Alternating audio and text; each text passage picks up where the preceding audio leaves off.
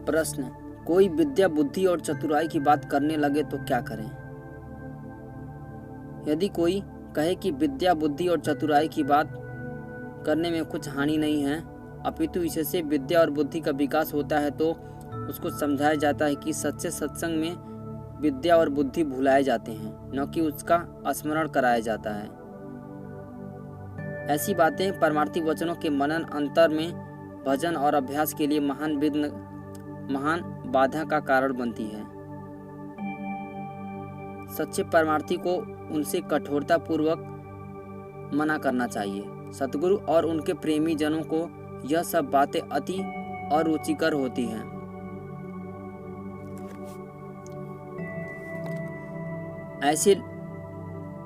ऐसे लोगों का जो स्वभावतः ऐसी बातें में रत रहते हैं, सत्संग में सम्मिलित होना वे स्वीकार नहीं करते। प्रश्न, परमार्थ की उत्पत्ति में और क्या क्या बाधक होता है? सत्संग में बैठकर ऊँघना या सोना परमार्थ की उन्नति में महान बाधक है तथा वहाँ के आदर्श और नियम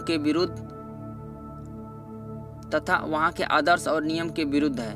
किंतु ऐसे लोग जो गहरा सत्संग कर चुके हैं, वे यदि ध्यान और मन और सूरत को समेट कर बैठें या अलग एक कोने में लेटे रहें, तो उनकी यह दशा साधारण ऊँघने अथवा सोने वालों से विलग होती है।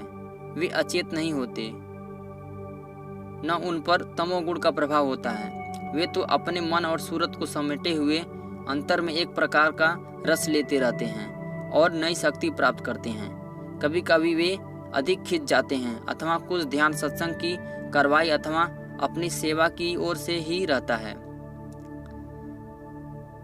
कुछ लोग जो पहले ठीक ढंग से अधिक समय तक सत्संग के समय अपने अंतरीय अभ्यास को जैसे ध्यान आदि में लीन हो जाते हैं, प्रकट में तो वे बैठे बैठे सोते दिखाई देते हैं, किंतु यथार्थ में वे चैतन्य होते हैं और अंतर में रस लेते हैं अथवा गुरु के चरणों में लीन होते हैं। विदित हो कि ऐसे लोगों को मन और सूरत समेटकर ऊंचे स्थान पर बिठाकर वचन या शब्द सुनने या दर्शन करने का रस तथा स्वाद साधारण रूप में बैठने की अपेक्षा अधिक मिलता है, किंतु वह दशा गहरे सत्संगी की तथा अभ्यासियों की होती है। नए परमार्थियों को होशियारी से बैठना, खुले नेत्रों से दर्शन करना, चित्त से वचनों को सुनना और उनका मनन करना अपेक्षित तथा आवश्यक है। यदि वे ऐसा नहीं करेंगे तो गहरे सत्संगियों की स्थिति तक नहीं पहुंचेंगे। सच्चे खोजी और परमार्थी के लक्षण यही हैं कि वे सत्संग में बहुत चैतन्य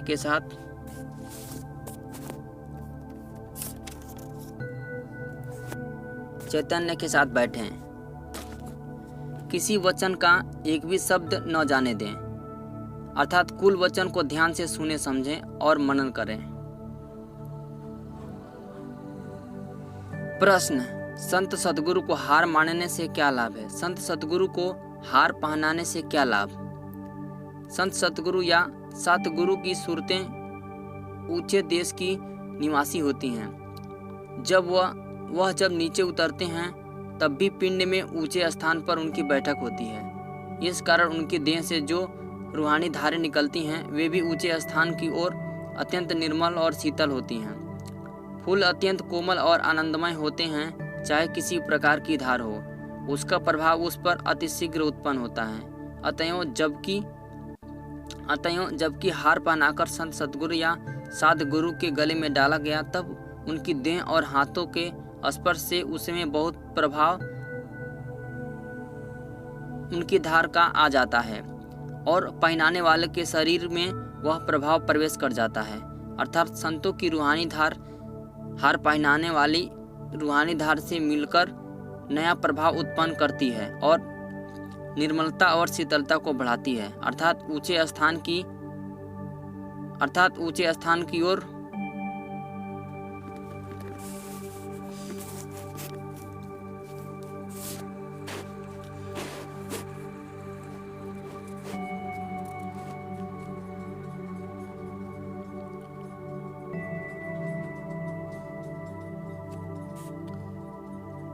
अर्थात ऊंचे स्थान की ओर उसका मुख मोड़ती है।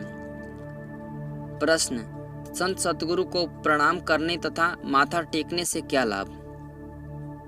प्रत्यक्ष है कि आंखें झरोखे दर्शन की है, क्योंकि प्रत्येक आदमी की बैठक उसके अंतर में है और वहीं से जगत और उसकी दृष्टि एक होती है।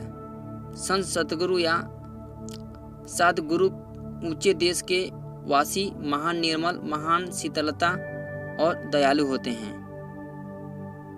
उनकी दृष्टि भी दयालुता, शीतलता और कृपा से भरी हुई होती है। जिस पर वह दृष्टि ध्यान के साथ जुड़ती है, जिस पर वह दृष्टि ध्यान के साथ पड़ती है, उसके हृदय पर भी दृष्टि के साथ दृष्टि मिलाकर प्रमाण करने से अधिक उसके हृदय पर भी दृष्टि के साथ दृष्टि मिलाकर उसके हृदय पर भी दृष्टि के साथ दृष्टि मिलकर प्रणाम करने से अधिक लाभ होता है। अर्थात उनकी दया और कृपा की प्राप्ति होती है, क्योंकि उनके शरीर विशेषकर उनके हाथों और चरणों से सर्वथा महान पवित्र रूहानी धाराएं निकलती रहती हैं। अतएव उनके चरणों पर माथा टेकने से गहरा प्रभाव रूहानियत का होता है तथा प्रीति उत्पन्न करता है। संसार में भी नियम है कि कोई किसी से मिलता है, विशेषकर अपने बड़ों के साथ, तो दृष्टि के सम्मुख होकर प्रणाम अथवा नमस्कार करता है। यदि सम्मुख अर्थात दृष्टि के सामने न हुआ तो प्रणाम नहीं ठीक हुआ। जब कोई इच्छा अथवा प्रार्थना प्रस्तुत करता है तब कृपा दृष्टि की मांग करता है। जब अपने बराबर के अथवा छोटे से मिलता है, स्नेह और प्यार की दृष्टि से देखता है, सभी पुरुष अथवा स्त्री अथवा बालक दृष्टि को पहचानते हैं। अर्थात हृदय के स्नेह, मित्रता अथवा शत्रुता तथा विपरीतता के भाव को समझकर आपस में व्यवहार करते हैं। परस्पर मिलने के समय एक दूसरे के शरीर को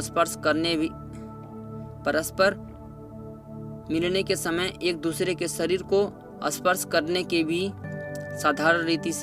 साधारण रीति जिससे समुचित व्यवहार मिलता है और स्नेह का लक्षण प्रकट होता है। जैसा जहाँ स्नेह अधिक है, कोई वृक्ष से वृक्ष मिलाकर मिलते, छोटे बड़े के चरण छूते अथवा चूमते हैं। इस कार्य से दोनों के आध्यात्मिक धाराएं परस्पर मिलती हैं और एक का प्रभाव दूसरे में प्रवेश करता है। बालकों को जिनकी आत्माएं तथा मन निर्मल होते हैं, हर कोई प्रायः अधिक स्नेह के कारण गोद में लेकर चिपटाता और प्यार करता है। सतगुरु वचन सुनो और मानो, गुरु चरणन प्रीति पालो और चालो।